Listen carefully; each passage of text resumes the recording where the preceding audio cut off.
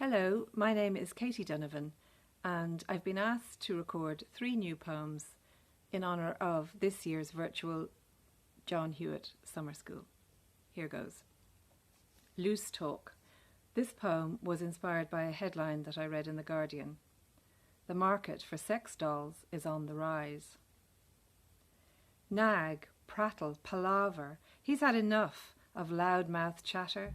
Better to invest in a lifelike version, a girly robot doll, great for sex, and a button to press if he wants talk.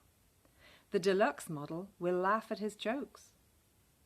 Unless she entertains, he prefers the dumb tongue.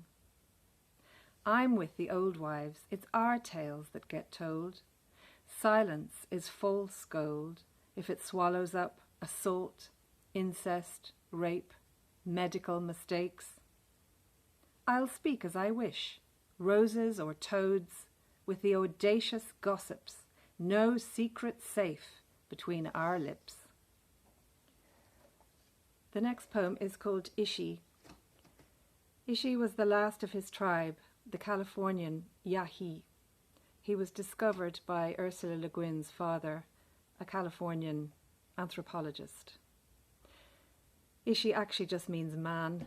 In Yahi tradition, names could only be exchanged if a mutual friend made the introductions. The last of the Yahi ended his days, observed, confined, recorded, showing visitors the ways of his tribe before extinction. Flint-knapping arrow tips from obsidian, making medicine, basket weaving, and, if they listened, he shared the haunting frailty of his ululation. A living exhibit in a museum, stumbling with unfamiliar words, he passed on what he knew with dignity before dying of the white man's disease, TB. Descended from thousands, his small family hid in the Cascades on the rocky margins of Deer Creek Canyon, avoiding gold rush enemies. He stayed in Grizzly Bear Cave, nursing the woman who had named him. When she died, he burned his hair and was silent for a year. Only when he was motherless and starving did he risk the mercy of the usurpers. He reckoned he had nothing left to lose.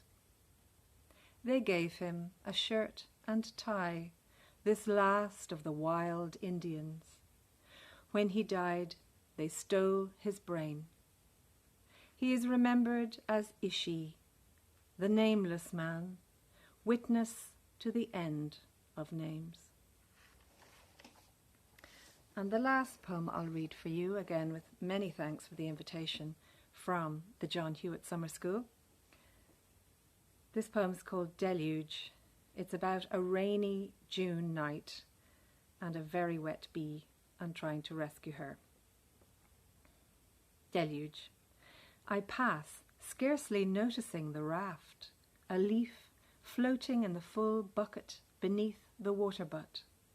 Clinging on, a sailor in the storm, a soaked bee.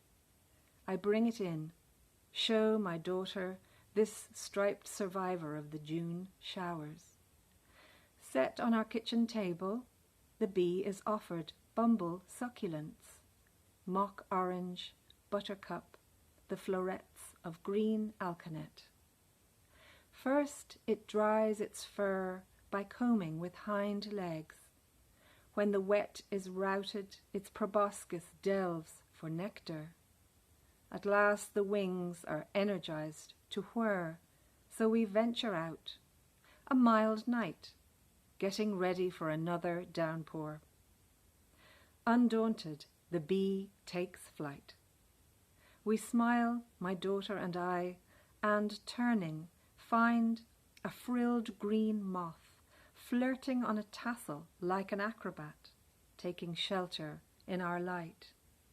At our feet, a snail glides, smooth and unguent on slick ground, a woodlouse clinging to its shell, a miniature rodeo chancer, catching a free ride as the flood gathers. Thank you.